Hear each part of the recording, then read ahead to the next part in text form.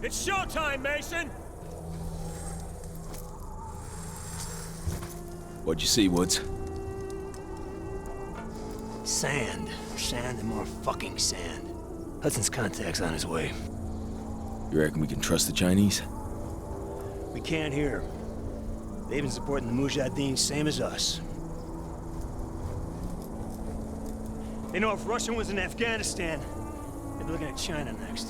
No one likes the Russians, huh? You know me. I don't like anyone. You might want to get your head down. Take it easy, Sal! Deliver the weapons.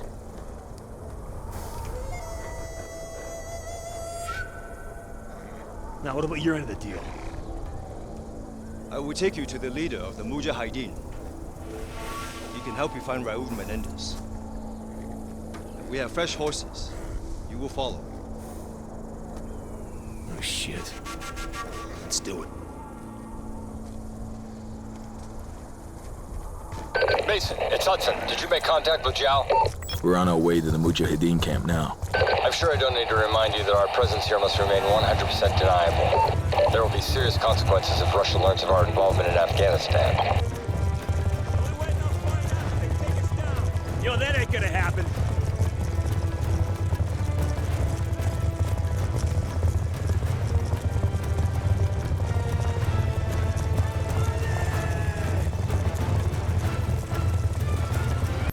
Welcome everybody, Josh here, back again today with a brand new, and I guess you could say, special product review. Today we're talking about this, which is Call of Duty Black Ops 2 on the Xbox Series S and X through backwards compatibility. Now, this game was originally released on the PS3 and the Xbox 360. I do have a PlayStation 3 version of the game, but I'm not going to be pulling it out for you guys in this video due to the fact that I don't really feel like digging it out. But the gameplay footage that you're going to be seeing is the Xbox Series S version of the game, and I bought this a long time ago when I was working at my job. And this game is awesome in terms of the single player campaign. It's pretty typical in terms of the more linear based first-person shooter aspects of the Call of Duty campaign, but told from a more non-linear perspective. So what is the campaign all about? So you're playing as David Mason in the modern day futuristic setting of 2025. This is taking place in the not so distant future, and even though the weaponry and the gameplay of Call of Duty Black Ops 2 is a little bit more advanced for its time compared to what we had in 2025, I feel like this campaign is pretty damn awesome, and I feel like some of the single player aspects of it actually are a little bit different compared to how I felt originally when I played it first in terms of the campaign. When I first played this on the PlayStation 3, I was a little bit indifferent about the campaign itself. I didn't really like it too much, and I think it was one of those campaigns where I had mixed feelings for. Call of Duty for me has always been really good in terms of the campaign story mode. I feel like while they don't really do anything different in terms of adding new features or gameplay mechanics to the overall storyline of the games, they really develop the characters as a whole and make you care for the characters in general. I think that is the case with David Mason. You get flashback sequences with him and Alex Mason, who is his father. Alex Mason was the main protagonist in the first Black Ops, and this cuts back and forth between those timelines. You get to see a little bit more about the backstory between him and his father, as well as the relationship that he has with him, along with the fact that he was captured by a Nicaraguan arms dealer who is Raul Menendez. And Raul Menendez is the main bad guy of this campaign in Call of Duty Black Ops 2. He's the guy that you guys are going to be sending your team to fight against in the gameplay of the single player storyline of the game. And is he a good villain? I would have to say that indeed he is. I feel like his story is a little bit more complex, but I feel like his character is one that is, a little bit more of a different story than the others that we've seen in the past. And while some of the other characters in the past have been a little bit more one note and have been just a bad guy for the sake of bad guy, that is not the case with Raul Menendez. So who is Raul Menendez? Well, he's angered at the American forces due to the fact that his sister was injured during earthquake. There's a fire, and basically claimed that it was insurance fraud, and that is what sets the stage for the sequences of events that would unfold in Call of Duty Black Ops, where Raul Menendez is trying to start a second Cold War. He's trying to unite the forces against the West, and so ensues the Call of Duty single player campaign for Black Ops 2. Now, this game is first foray into the more futuristic tone. When I was a kid, I always thought it would be cool to go to a futuristic setting for Call of Duty. Little did I know that I wouldn't actually really like where that was going in terms of the campaign, and the later games dealt with cyber warfare as well as drones and Terminator-like machines that would be your main bad guys that you would face in the campaign, which was not something that I really wanted from a campaign for Call of Duty. I feel like Call of Duty is really at its best when it's boots on the ground style combat with minimal futuristic designs. I feel like the designs of the weapons are pretty darn cool. There are weapons that can see through walls, there's weapons that highlight enemies on the ground. You can utilize, more realistic based weapons with more of a futuristic tone to them. And I think that was a really ingenious way to set this game apart from the original games in the franchise, even Call of Duty Black Ops itself, because this game does switch back and forth between different timelines. So you will be using your classic M4s, you'll be using your classic AK-47s, your pistols, your shotguns, the gambit of Call of Duty weapons, as well as a different arsenal in the futuristic timeline. Now, what I do like about the timeline changes in terms of the Call of Duty campaign is the fact that you choose your loadouts between each mission, and you get to choose your weapons loadouts, you get to choose your scopes, and so you get a little bit more of a customization feature for Black Ops 2. And I really do like the added feature of your character choices matter in the game, whether you shoot somebody on sight or you take them as a hostage or shoot them in the leg to prevent them from bleeding out and dying on the spot is really cool. And I feel like that adds a little bit more of a player choice to the campaign, which adds replayability. And I think that replayability in any first-person shooter is key, especially with the Black Ops franchise. And what I really do like about the Mass Effect franchise is player choice, and the Mass Effect franchise has a lot of it, and there's a lot of different player choices that really do affect the outcome of the game. This was one of the first few Black Ops campaigns that felt like your choices really didn't matter in terms of the context of its story, and whether you get the good ending or the bad is all up to what you do in a single player story driven narrative. And this is a single player story driven narrative of a video game, so if you don't like previous other Call of Duties that I've reviewed, you're probably not going to like this game. And I feel like at $17 it doesn't hurt to go out and purchase this while you can. I think this is a deal right now, but it's typically $60, and even at $60 when I just rebought this on the Series S, I definitely think that it's worth it because the campaign is solid, the action adventure storyline is great, you do get some new characters such as Harper, you get to explore the world of Alex Mason, who is played by Sam Worthington, and you also get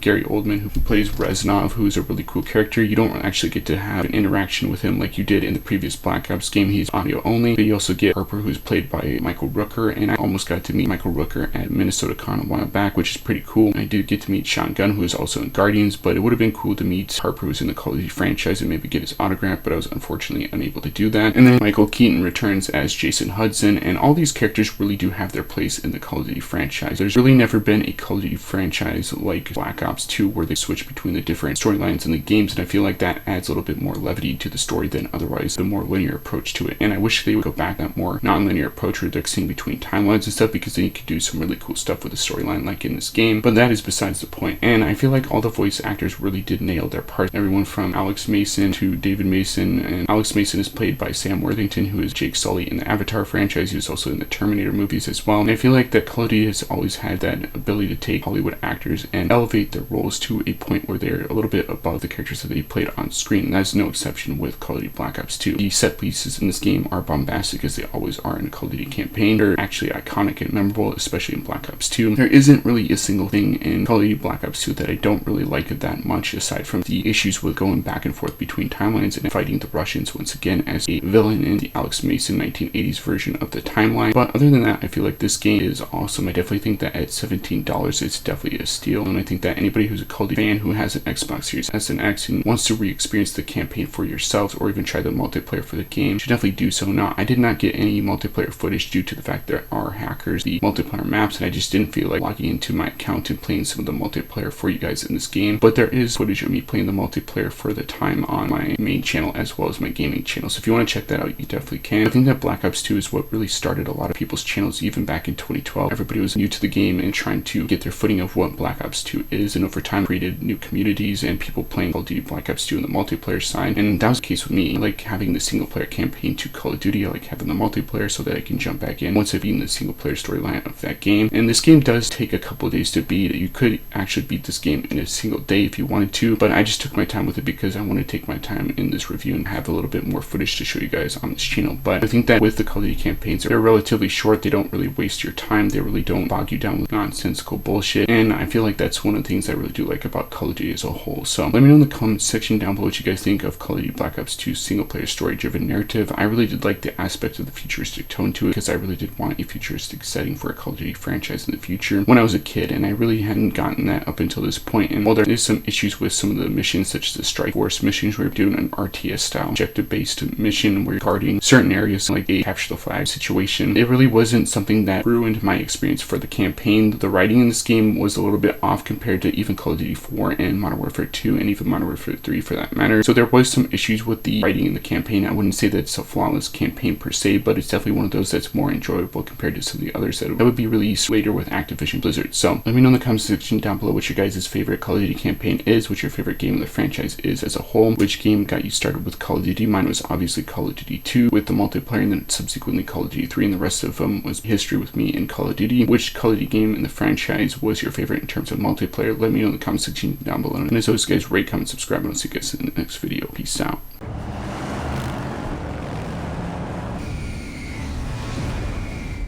Raul Menendez launched the drone attacks against your cities. The United States has nothing to gain by invading China. We're all pawns of Raul Menendez. Thousands of American drones are heading for our capital cities. Your weapons, Madam President.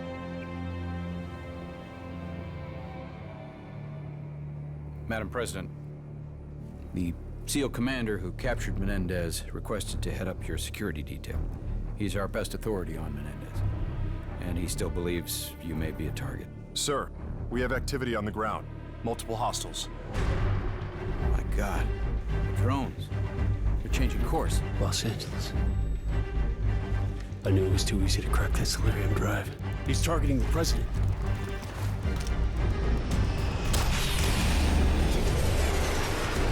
Marine 1 is under attack! Go to ground!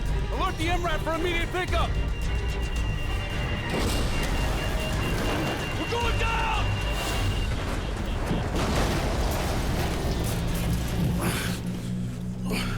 Madam President, are you okay? Yeah, I'm fine. Yeah.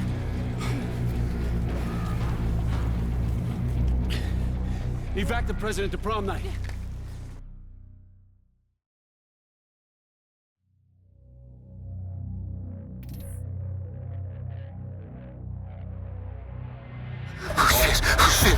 Calm down! The bullet went through clean, you're gonna be fine! Still bleeding! I'm gonna give you something for the pain!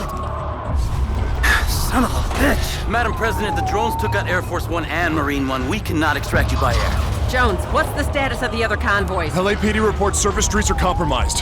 Hundreds of heavily armed mercenaries have struck LA simultaneously. Any word on casualties? Downtown LA evacuated. Preliminary reports are below expectations. Thank God. Mason, what's our next move? Madam President, we're taking you to the prom night shelter into the Bonaventure Hotel in downtown. Johnson, I want troops in the streets and these drones dealt with. NORAD scrambled 200 F-838s. They're less than 5 minutes out.